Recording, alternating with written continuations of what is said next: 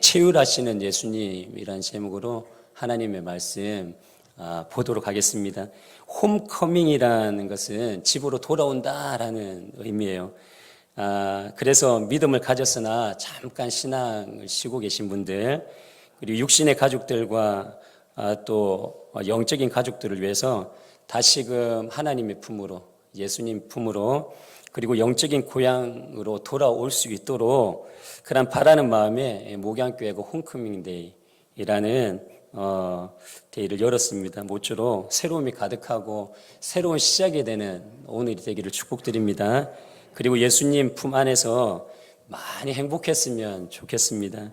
예전에 받았던 주님의 사랑이 새록새록 생각나고 주님의 은혜가 느껴지고 사로잡혀서 기쁨과 웃음을 되찾는 시간 되시기를 축복드립니다. 19세기 덴마크의 실존 철학자인 키에르케고르라는 사람이 책을 하나 썼는데 그 책 안에 있는 내용이에요.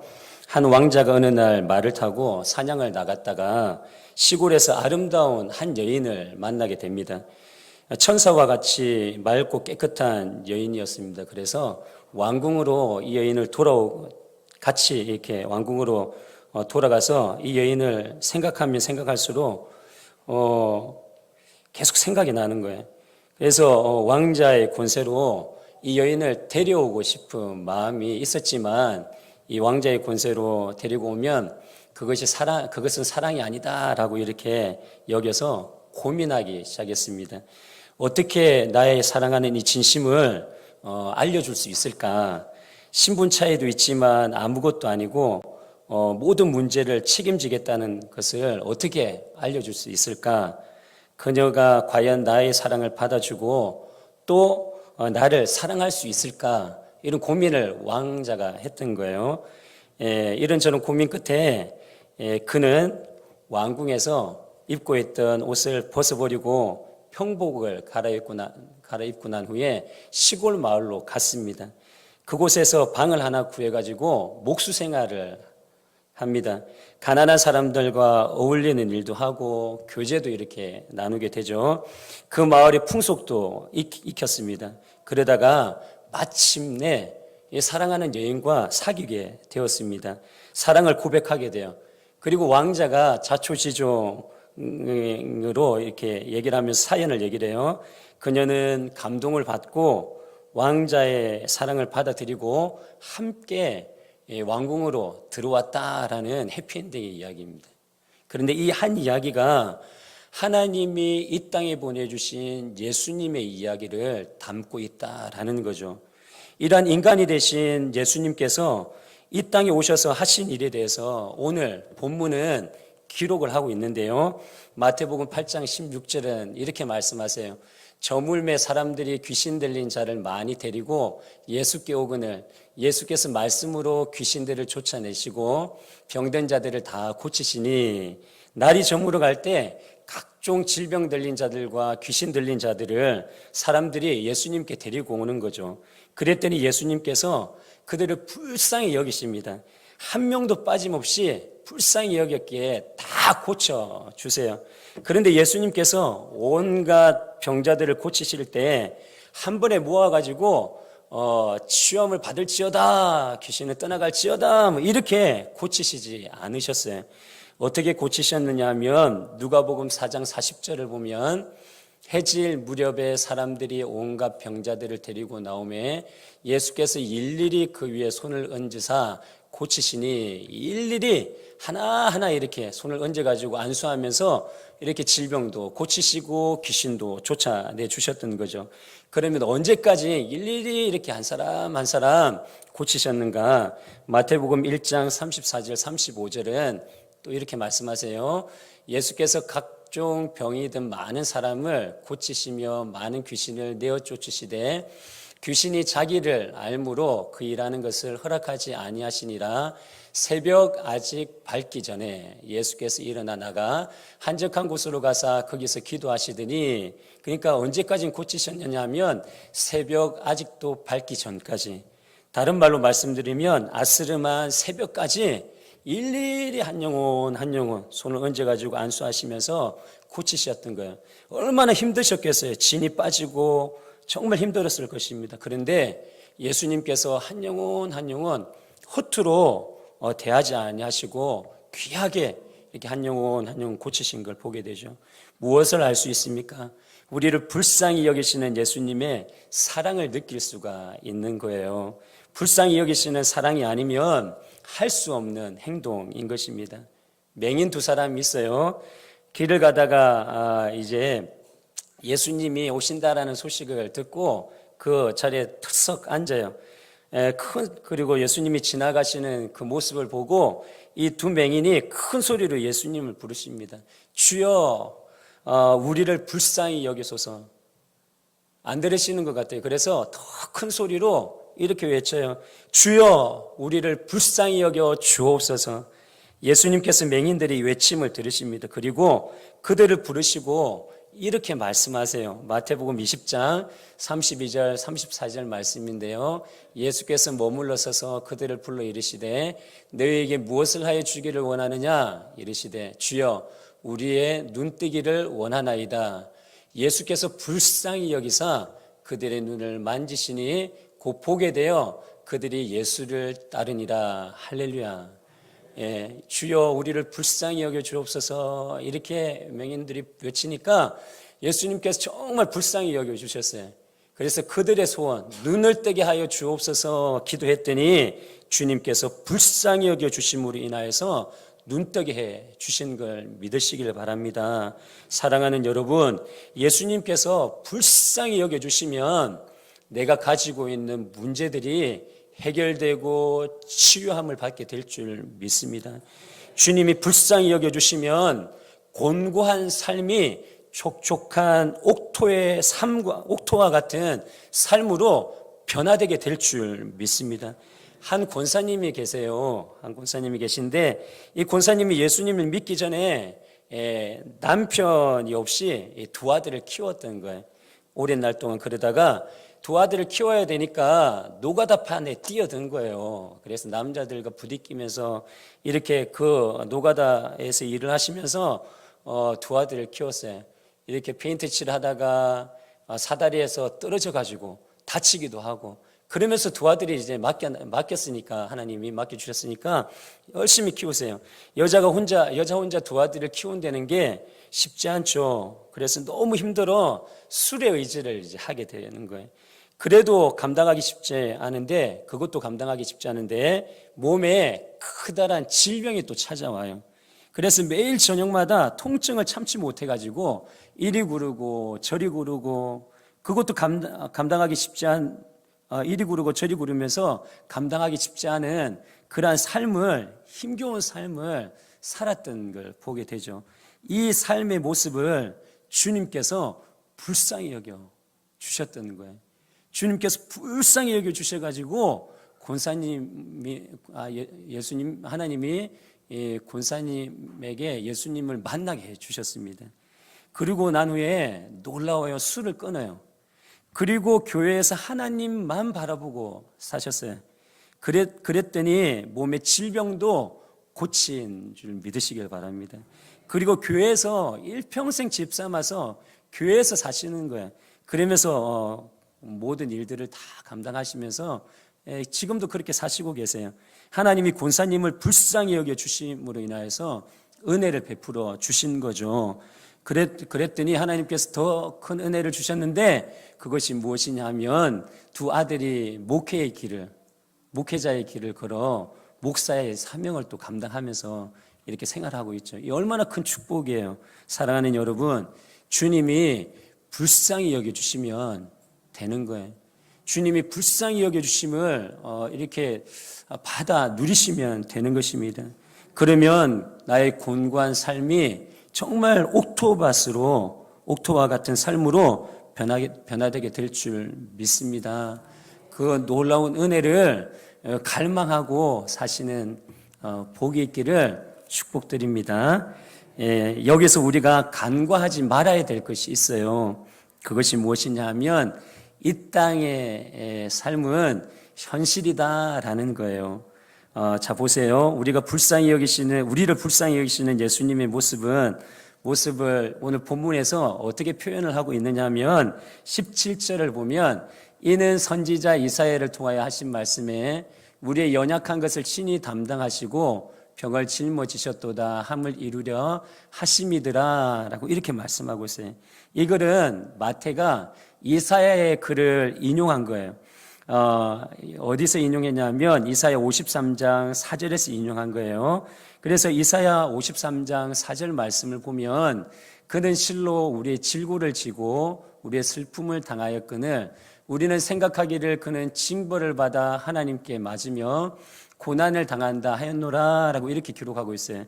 그런데 이 이사야는 메시아 예언을 통해서 어떤 단어를 사용을 했느냐 하면 질고, 슬픔, 징벌이라는 단어를 사용한 거예요. 그래서 이 이사야는 이 땅을 추상적인 삶으로 그리고 있는 것을 보게 됩니다. 그런데 반면에 이 이사야의 글을 인용한 마태는 오늘 본문 말씀에서 어떤 단어를 표현을 하고 있냐면 보이시죠? 연약함 그리고 질병 이 단어를 사용했던 거예요. 그러니까 추상적인 것이 아니라 현실적인 삶을 이 마태는 그리고 있는 것입니다. 그렇다면 마태가 왜 이사야는 추상적으로 이렇게 표현을 했는데 마태는 이 이사야의 글을 인용을 해가지고 이렇게 현실적인 그러한 단어로 바꾸면서 표현을 했는가? 바로 이 땅이 현실이고 실제이기 때문에 그렇습니다. 우리가 살고 있는 세상은 실제의 세계예요. 우리가 살고 있는 이 세상은 현실인 것입니다. 그래서 이 땅의 삶은 현실이고 실제라 살아내기가 쉽지가 않아요. 그래서 어떤 분들은 이 세상을 고통의 세계, 괴로움이 끝이 없는 세상이다라는 의미를 담아 고해다라고 이렇게 얘기를 해요. 우리의 삶은 이전에도 어려웠고 오늘도 어렵고 앞으로도 어려울 거예요. 여기서 어려우면 저기서도 어려울 것입니다. 내가 앞날에 계획을 할지라도 내 계획대로 전개되어지지 않는 것이 우리의 삶임을 살아가면 살아갈수록 너무 잘 알아요. 내가 하고 싶다고 해서 내가 하고 싶은 일을 하며 살지 못하는 곳이 또한 이곳이고 우리의 삶인 것을 깨닫게 되죠. 가지 많은 나무 바람 잘 날 없다라는 속담처럼 우리의 삶의 문제가 항상 끊임없이 생겨요. 양파 껍질과 같은 거죠. 한 문제를 해결하면 그 문제의 껍질을 벗기면 또 다른 문제가 기다리고 있어요. 또 다른 문제를 해결하고 또 문제의 껍질을 벗기면 또 다른 하나의 문제가 기다리고 있게 되는 거죠. 우리가 삶을 엮어갈 때 문제가 없는 것이 이상한 것이지 이 땅의 삶을 살아가면서 문제가 있는 것은 당연한 것이다 라는 거예요. 미풍이든 역풍이든 광풍이든 인생의 풍랑은 불어오기 마련인 것입니다. 인생의 풍랑이 불어오면 힘들고 고통스러워요. 왜냐하면 피부에 와닿는 현실이기 때문에 그렇습니다. 실제로 우리가 그렇게 살아가고 있기 때문에 그래요. 가시에 찔리면 피가 나기도 하고 아픕니다. 문제 앞에 서면 약해지고 작아지고 두렵기도 합니다. 가진 것이 없어 가난하면 고통스럽기도 하고 가난과 싸워야 해요. 홀로 외톨이가 되면 외로움과 또 싸워야 하는 것입니다. 육신이 약해서 질병이 걸리면 질병과 또 씨름해야 되고 내가 원치 않았던 이 질병이 또 나에게 들컥 이렇게 오요.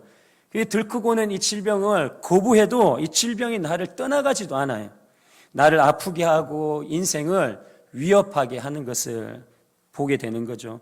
예수님께서 이러한 실제 않은 현실 세계 속에 성육신하여 오신 줄 믿으시길 바랍니다. 그리고 예수님이 이러한 현실 세계로 오셔서 우리에게 놀라운 은혜를 베풀어 주시는 거예요. 어떤 은혜를 베풀어 주시냐면 먼저 오늘 본문 말씀처럼 우리의 연약한 것을 담당해 주시는 거예요. 의미는 어떤 의미냐 하면 우리의 약함을 떠맡으시는 거예요. 예수님께서 이 땅에 성육신 하셔서 예수님을 믿는 하나님의 자녀들, 하나님의 사람들의 삶 가운데 약한 부분이 있거든요. 여기 있는 저도 약한 부분이 있고 예배드리는 여러분들도 말 안 해도 알아요. 약한 부분이 있다는 걸. 근데 주님은 더 잘 아세요. 그 약한 부분을 또 맡으시기 위해서 이곳에 오셔서 십자가에서 죽으시고 또 부활을 하신 거죠. 그래서 이후로 주님께서 뭐라 말씀하시냐면 너의 삶은 너의 책임이 아니라 이제 너의 삶은 나의 책임이다 라고 이렇게 말씀하시면서 우리의 모든 삶을 주님이 책임지시고 주님께서 인생을 이끌어가 주신다라는 의미가 이 안에 담겨 있는 것입니다. 또한 주님이 이 땅에 오셔서 십자가에 지시고 또 부활하심으로 인하여서 우리에게 주신 은혜가 무엇이냐면 우리의 질병을 짊어지셨다라는 거예요. 의미는 이런 거예요. 우리의 질병을 우리가 짊어지고 지탱할 수 있는 힘을 허락해 주신다라는 의미가 담겨 있는 것입니다. 질병을 짊어지고 감당할 수 있는 능력의 소유자 되도록 해줄게 라는 의미가 여기에 담겨 있는 거예요. 오래 참고 인내하고 지탱하면서 끝내는 승리할 수 있는 그런 환경이 조성될 때까지 감당할 수 있는 능력을 허락해 줄게 라는 의미가 여기에 담겨 있는 것입니다. 또 하나는 어떤 의미가 담겨 있느냐 하면 예수님은, 하나님은 기적의 삶인 거예요. 우리는 기적의 일상이 아니라 평범하게 살아가지만 주님은 기적의 일상인 거예요. 그래서 주님께서 마음을 먹으시고 순간 이 질병을 그에게서 떠나가게 해야겠다 마음을 먹으시고 빛이 있으라 하실 때 빛이 있었던 것처럼 질병이 떠나가라 하시면 그 몸에서 질병이 떠나가는 놀라운 역사가 일어나게 되는 거죠. 그래서 주님께서 기적을 통해 가지고 질병으로부터 자유케 해주시는 그 뜻이 여기에 있는 거죠. 그렇게 예수님께서 이 땅의 현실, 아픔과 고통, 연약한 것을 친히 담당해 주시기 위해서, 그리고 우리의 고난과 그리고 질병을 짊어지시기 위해서 이 땅에 성육신 하셔서 실제로 이 땅에 오셔가지고 그렇게 삶을 사시다가 십자가에서 죽으시고 부활하셨던 것입니다. 그리고 예수님이 이 땅에 사시면서 우리처럼 아파하시고 힘들어하셨던 거예요. 우리처럼 배고파하시고 고통스러워하셨던 거예요. 우리처럼 두려워하기까지 하셨던 거예요.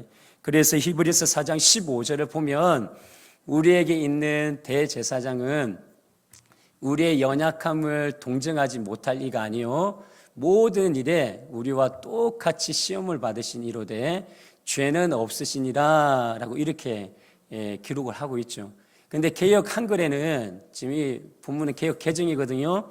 우리가 얼마 전에 봤던 개역 한글에는 우리의 연약함을 동정하지 못하실 이가 아니요, 이 부분이 채울하지 못하실 이가 아니요 라고 이렇게 기록이 되어 있는 거죠.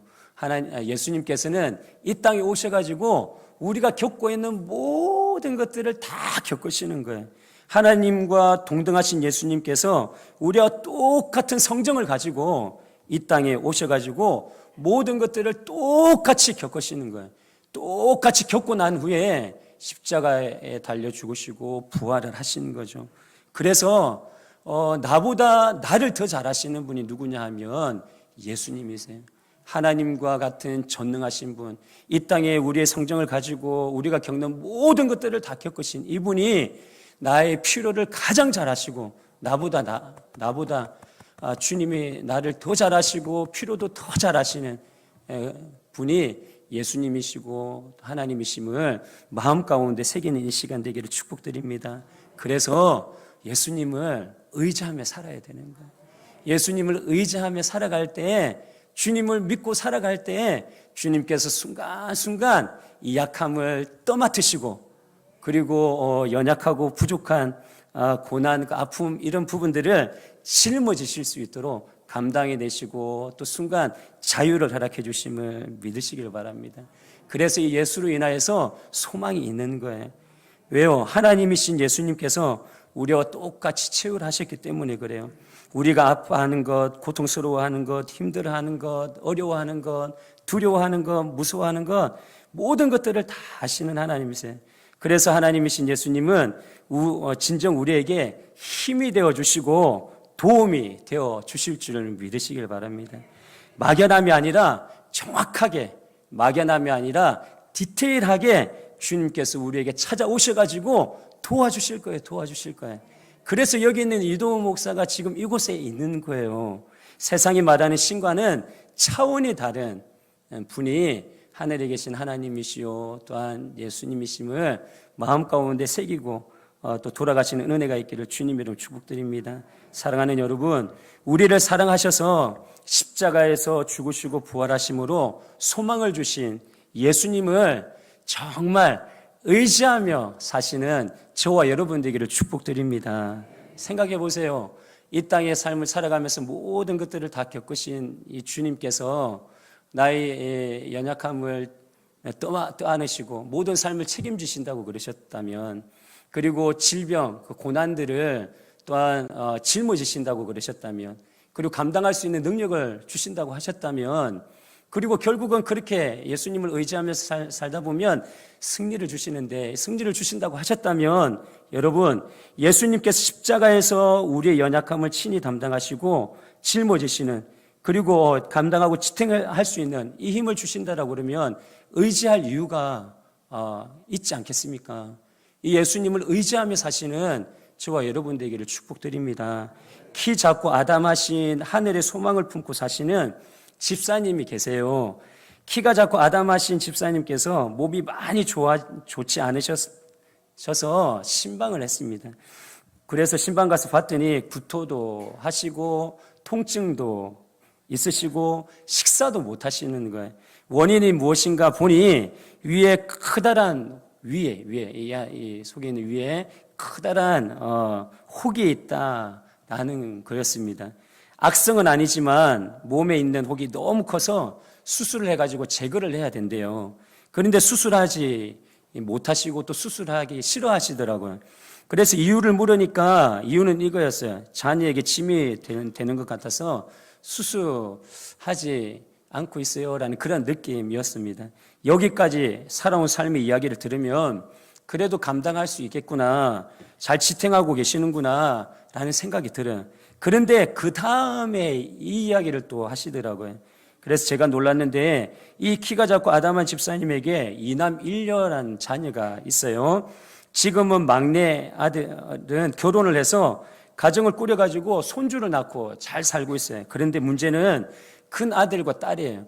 이 큰 아들이 젊은 날에 사고를 당해가지고 요양병원에 갇혀서 그렇게 생활을 해요. 몸이 너무 또 안 좋아가지고 정신적으로 또 너무 안 좋아서. 그리고 또 딸이 또 젊은 날에 교통사고로 하늘나라에 갔던 거예요. 어떻게 보면 집사님께서 고통스러운 삶에 무릎을 꿇고 낙심하고 낙담하고 삶을 포기할 만도 한데 그러지 않는 모습을 보게 되는 거죠. 그러시면서 집사님께서 저에게 이렇게 고백을 하시는 거예요. 주님이 나를 너무 사랑하셔서 이 삶을 또 안으시고 책임져 주시고 계십니다. 지탱하고 있는 이 힘을 주님이 저에게 주시고 계십니다. 지금 가지고 있는 이 질병도 주님의 품에 안기시면 때가 되면 이 질병 주님께서 고쳐주실 줄 믿습니다 라고 이렇게 말씀하시더라고요. 그러면서 삶을 원망하기보다는 주님의 은혜로 삶을 감당하면서 감사한 삶을 사시는 모습을 보았습니다.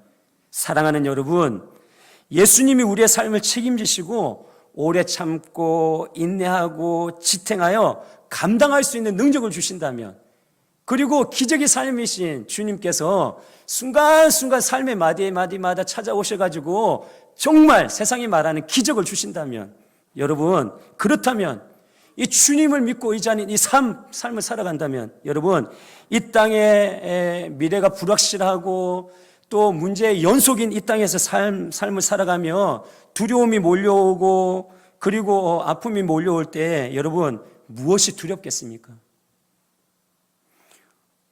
어떤 걱정에 사로잡히시겠습니까? 걱정 붙들어 매시고 주님을 믿고 힘을 내시는 저와 여러분 되기를 축복드립니다. 우리를 잘 아시는 하나님께서 예수님을 이 땅에 보내주셔서 우리가 감당할 수 없는 것들을 주님이 또 맡아 주실 것입니다. 우리가 감당하기 힘든 것들을 오래 참고 인내하고 지탱하는 능력을 주실 것입니다. 임마누엘의 주심으로 인하여서 함께 하심으로 그렇게 해주시는 거예요. 결국에는 우리에게 어떤 삶이 몰려올지라도 감당하게 될 것이고 승리하게 될 줄 믿고 삶을 엮어가시는 은혜가 있기를 축복드립니다. 요한 1서 5장 4절은 이렇게 말씀하세요. 이 구절은 함께 읽겠습니다. 시작. 무릇 하나님께로부터 난 자마다 세상을 이기느니라. 세상을 이기는 승리는 이것이니 우리의 믿음이니라. 할렐루야. 하나님께로부터 난 자들은 세상을 어떻게 이긴다, 승리한다. 주님이 약속해 주셨던 거예요. 그런데 중요한 것은 주님을 믿을 때에 주님께서 이 놀라운 은혜를 허락해 주신다라는 것을 마음 가운데 꼭 새기시고 오랜만에 주님의 전에 오셔가지고 예배 드리시는 분들도, 그리고 계속해서 이 성전에 와 주님 앞에 예배 드리시는 분들도 이 땅의 삶 녹록하지 않지만 임마누엘 하시는 주님과 함께 내 삶의 무게를 떠안으시고 그리고 오래 참고 인내하시고 지탱해 주심으로 인하여 내 삶을 결국에는 승리를 주시는 그 주님을 의지하면서 정말 복된 삶을 살아내시고 복을 만들어내시는 저와 여러분 되기를 축복드립니다. 기도하겠습니다.